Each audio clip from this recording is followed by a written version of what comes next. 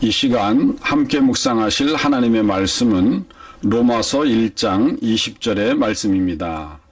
창세로부터 그의 보이지 아니하는 것들 곧 그의 영원하신 능력과 신성이 그가 만드신 만물에 분명히 보여 알려졌나니 그러므로 그들이 핑계하지 못할지니라.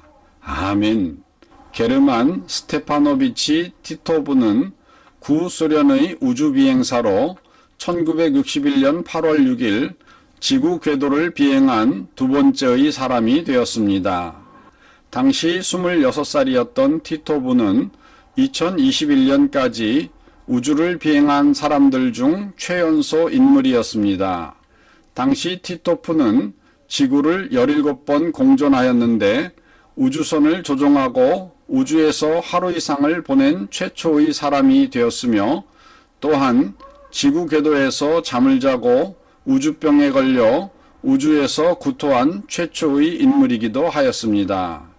또한 티토프는 최초로 우주 사진을 찍었는데 지구 궤도를 돌며 스냅 사진을 찍었으며 또한 10분 동안의 동영상을 촬영하기도 하였습니다. 그리고 티토프는 우주에서 최초로 잠을 잔 사람이었는데 그는 우주선이 지구 궤도를 한 바퀴 도는 정도의 시간 동안 잠을 잤습니다. 우주선 내에는 정상적인 중력이 없었기 때문에 그는 팔이 공중에 떠 있는 상태에서 깨어나자 매우 놀랐습니다. 이에 티토프는 팔을 벨트로 묶은 후 다시 잠이 들었고 원래 비행 계획에서 예상했던 것보다 30분이나 더 잠을 잤습니다.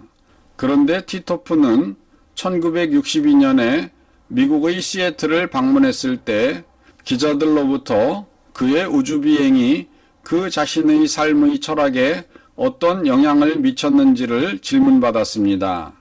그때 티토프는 대답하기를 때때로 사람들이 신이 지구 밖 저 우주에 있다고 말합니다. 그러나 나는 하루 종일 주의 깊게 주위를 둘러보았지만 거기에는 아무도 없었습니다. 나는 천사도 신도 보지 못했습니다. 라는 대답을 하였습니다. 이후 티토프의 이 발언은 소련의 반종교 선전에 사용되었습니다. 티토프의 이 말은 후일에 인류 최초로 비행 우주에 성공한 유리 가가린이 한 말인 것처럼 잘못 알려졌지만 사실은 원래 티토프가 한 말이었습니다.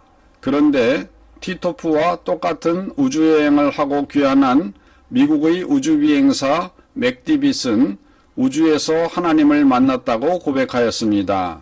제임스 알톤 맥디빗은 미 공군의 조종사이며 항공 엔지니어로 제미니 및 아폴로 프로그램에서 비행한 나사의 우주비행사였는데 그는 1951년 미 공군에 입대하여 한국 전쟁에서 145회의 전투 임무를 수행하였으며 1962년 7월 17일에는 극초음속 로켓 비행기인 X-15를 조종하여 95.8km의 지구 고도에 도달하는 우주비행을 하였습니다.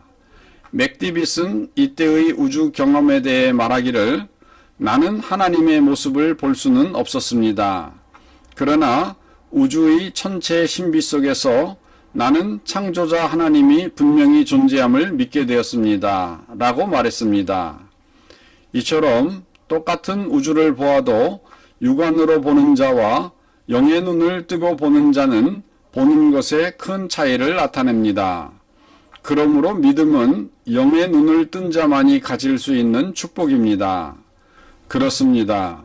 엘리자베스 브라우닝은 그녀의 시에서 노래하기를 땅은 구석구석마다 하늘로 빽빽히 들어차 있다.